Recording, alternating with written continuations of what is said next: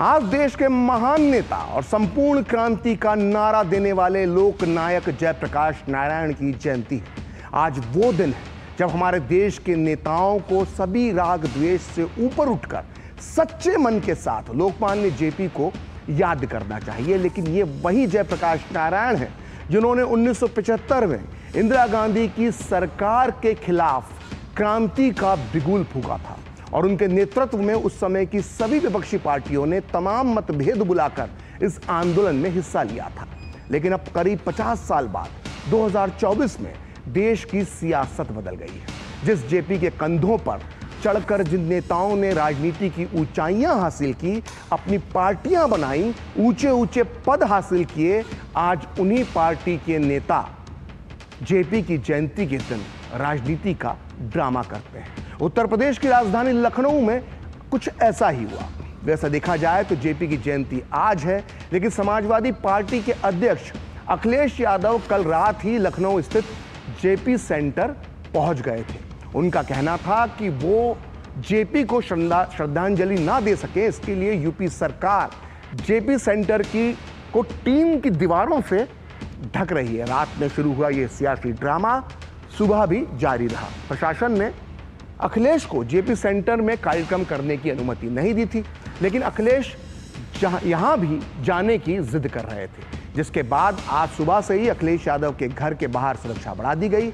इसके बाद देखते ही देखते समाजवादी पार्टी के कार्यकर्ता जमा हो गए और विरोध प्रदर्शन का दौर शुरू हो गया और आखिरकार सपा कार्यकर्ता अखिलेश के घर में लगी जयप्रकाश नारायण की एक मूर्ति को सड़क पर ले आए और इसके बाद फिर अखिलेश घर से बाहर निकले और मूर्ति पर उन्होंने माल्यार्पण किया। और आज पूरा सच में हम आपको बताएंगे कि आखिर अखिलेश के जमाने में जेपी सेंटर की नींव डाली गई थी, उसमें हुए भ्रष्टाचार का पूरा सच क्या है। साथ ही ये पूरा सच भी बताएंगे कि बार बार जेपी का नाम जपने वाले अखिलेश यादव और उनकी पार्टी के नेता हकीकत में जेपी के विचारों का कितना सम्मान करते हैं या फिर नहीं करते हैं। लेकिन उसके पहले देखते हैं कि अखिलेश यादव ने क्या कहा। सरकार आखिर क्या चाहती है कि हम लोग पोल वॉल्ट करें, जिम्नास्ट करें कि भाई पोल वॉल्ट कब से करने लगे बताओ? उसके लिए तैयारी करनी पड़ेगी, सीखना पड़ेगा। तो ये सरकार क्या चाहती है? किसी महापुरुष का सम्मान नहीं करने दे रहा, और इसलिए नहीं करने दे रही क्योंकि भारतीय जनता पार्टी के लोगों का योगदान भारत की आजादी में नहीं रहा है। वो ऐसे तमाम महापुरुषों से चिढ़ करते हैं, नफरत करते हैं।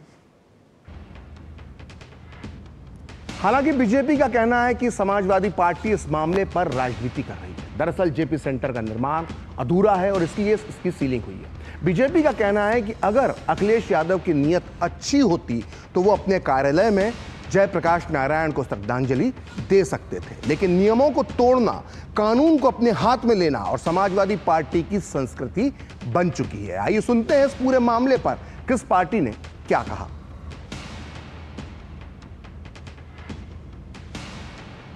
जेपी आंदोलन चला था, उसमें नीतीश भी थे, इस तरीके से समाजवादी पार्टी के सभी लोग थे और सी क्रांति ने परिवर्तन किया था। तो ये भारतीय जनता पार्टी को छोड़ना चाहिए था। अगर इसमें ऐसे पूर्वजों का अगर सम्मान नहीं करने देंगे तो इसकी हम लोग तो निंदा करेंगे ही। जेपी के सिद्धांतों का समाजवादी पार्टी मार्ग से भटक चुकी है और आज जिस प्रकार से अपराधियों को, बलात्कारियों को, अनैतिक काम करने वाले माफियाओं को संरक्षण देना समाजवादी पार्टी की एक पहचान सी बन गई है। और पीडीए के नाम पर जो लोग ये अपने परिवार को बढ़ावा देने का काम कर रहे हैं, वो ये कहीं ना कहीं ये दर्शाता है कि समाजवादी पार्टी अपने मार्ग से भटक गई है। श्रद्धांजलि देने से आप कैसे रोक सकते हैं? और एक पूर्व मुख्यमंत्री प्रदेश का, एक पार्टी के राष्ट्रीय अध्यक्ष, आपने उनको रोक दिया, तो ये बहुत ही गलत बात है। अखिलेश यादव को क्यों रोका जा रहा है? जयप्रकाश नारायण की अगर वो माला अर्पित करना चाहते हैं तो इसमें भारतीय जनता पार्टी को क्या नुकसान नजर आ रहा है? अब देखिए, ये सनसनी पैदा करने की समाजवादी पार्टी की चिर परिचित शैली में एक कोशिश है। दरअसल 11:30 बजे रात आप संपूर्ण क्रांति के महानायक को आप अगली सुबह की प्रतीक्षा भी नहीं कर सकते हैं, या इतने देर रात तक जाने के बजाय आप पूर्व में भी आप जाकर के आपने श्रद्धांजलि दी होती। लेकिन दरअसल हर सवाल पर हंगामा खड़ा करना ये अखिलेश जी और उनकी पार्टी की फितरत में शामिल हो गई है। तो ऐसा पहली बार नहीं है जब लोक नायक जयप्रकाश नारायण की जयंती पर पहली बार हंगामा हुआ। पिछले दो साल से यूपी की राजधानी लखनऊ में सियासत चरम पर पहुंच जाती है जब भी जेपी की जयंती आती है, और इसका एपिसेंटर होता है JPNIC। तो इस विवाद के बीच सवाल उठता है कि आखिर JPNIC है क्या, और क्या है इसके पीछे की सियासत का पूरा सच। उत्तर प्रदेश के पूर्व मुख्यमंत्री मुलायम सिंह यादव चाहते थे कि लोक नायक जयप्रकाश नारायण के नाम पर लखनऊ में एक स्मारक बनवाया जाए, लेकिन इस स्मारक का काम शुरू हो पाता उसके पहले ही मुलायम सिंह सरकार चली गई और उनका यह सपना अधूरा रह गया। हालांकि 2012 में जब अखिलेश यादव की सरकार आई तो उन्होंने अपने पिता के सपने को पूरा करने की दिशा में कदम उठाया और लखनऊ में लोहिया पार्क के एक हिस्से में JP सेंटर बनाने का फैसला किया। इस सेंटर को बनाने की जिम्मेदारी लखनऊ डेवलपमेंट अथॉरिटी को दी गई। उस दौरान JP सेंटर को बनाने का बजट रखा गया 178 करोड़ रुपए का, लेकिन हैरत की बात है कि बाद में इसका बजट 178 करोड़ रुपए से बढ़कर 864 करोड़ रुपए का हो गया। और इसकी वजह यह थी कि अखिलेश ने JP सेंटर को बनाने की जिम्मेदारी उठाई तो उन्होंने इसके अंदर 5 star hotel, swimming pool, club, museum, restaurant और स्पोर्ट्स सेंटर भी बनवाने का फैसला कर लिया। सोचिए, जयप्रकाश नारायण सदैव अपने जीवन में सादगी से रहते थे। वो हमेशा सादगी की वकालत करते थे, सरकारी खर्चे कम करने की बात करते थे, जनता के पैसों को व्यर्थ बहाने के वो विरोधी थे। लेकिन उनके नाम पर बनने वाले सेंटर में 5 स्टार होटल, स्विमिंग पूल और क्लब बनाया जा रहा था।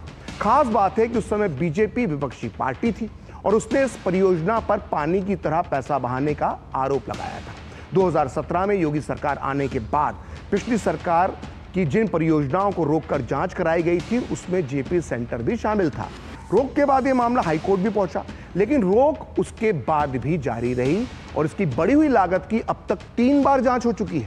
जांच कमेटी ने कई अफसरों को दोषी माना है। हालांकि जांच अब भी चल रही है और JP सेंटर पर CAG ने जो अपनी रिपोर्ट पेश की थी उसमें भी कहा गया था कि इस प्रोजेक्ट को में बिना टेंडर के ही कई काम करवाए गए थे। यहां तक कि सिर्फ एयर कंडीशन सिस्टम देखने के लिए लखनऊ डेवलपमेंट अथॉरिटी के कई अधिकारी चीन घूमने चले गए। इस तरह भ्रष्टाचार को लेकर विवादों में घिरी यह महत्वाकांक्षी परियोजना सफेद हाथी बनकर रह गई है और उत्तर प्रदेश सरकार में मंत्री जयवीर सिंह ने कहा है कि इस परियोजना में जो भी भ्रष्टाचार हुआ है वो अखिलेश यादव की सरकार के दौरान ही हुआ है, क्योंकि योगी सरकार आने के बाद तो इसका काम रोक दिया गया था।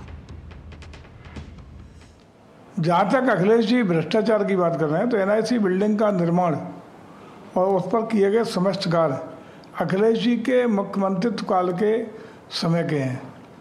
अगर भ्रष्टाचार हुआ है तो खुद अपनी सरकार पर उंगली उठा रहे हैं। तो उनके ज़माने में वो विकास कार्य हुआ, उनके ज़माने में वो बिल्डिंग का निर्माण हुआ।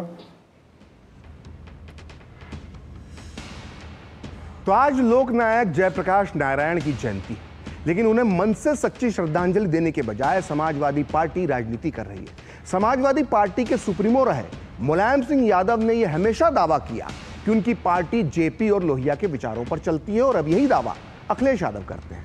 अब वो भी उस दिन अखिलेश यादव राजनीति करते हैं जिस दिन JP और लोहिया का एक कोई तिथि होती है, उनकी जयंती होती है, पुण्यतिथि होती है, तो इस तरह की राजनीति देखने को मिलती है। लेकिन बड़ा सवाल यह है कि क्या सही में समाजवादी पार्टी JP के नक्शे कदम पर चल रही है?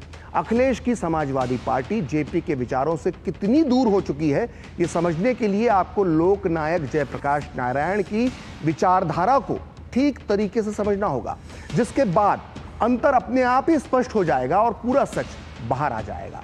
तो देखिए, जयप्रकाश नारायण ने हमेशा जाति की राजनीति का विरोध किया, लेकिन समाजवादी पार्टी की पूरी राजनीति जाति पर टिकी है। जयप्रकाश नारायण हमेशा परिवारवाद का विरोध करते थे, लेकिन समाजवादी पार्टी को देखें तो पार्टी का संगठन हो या सत्ता, उसमें हमेशा मुलायम सिंह यादव के परिवार ही हावी रहा है। अब देखिए, जेपी हमेशा सर्वोदय की बात करते थे, जिसका मतलब होता है समाज के हर तबके का उदय। वो कहते थे कि सर्वोदय का मतलब है कि सभी का जीवन साथ साथ संपन्न हो, यानी सबका साथ सबका विकास। वहीं समाजवादी पार्टी पर आरोप लगते हैं कि जाति के नाम पर वो कुछ खास लोगों के उदय पर विश्वास रखती है। जयप्रकाश नारायण ने हमेशा धर्म की राजनीति का विरोध किया, लेकिन समाजवादी पार्टी पर हमेशा मुस्लिम तुष्टीकरण के आरोप लगते हैं। ये सारी दुनिया जानती है, सबको पता है। और जयप्रकाश नारायण ने 1950 के दशक के बाद कांग्रेस की नीतियों का जमकर विरोध किया, लेकिन समाजवादी पार्टी ने कांग्रेस से कई बार गठबंधन किया और यह गठबंधन आज भी जारी है। और जयप्रकाश नारायण का समाजवाद सामाजिक चेतना पर आधारित था, लेकिन समाजवादी पार्टी का समाजवाद वोट की राजनीति पर आधारित है। तो देखिए कितना बड़ा अंतर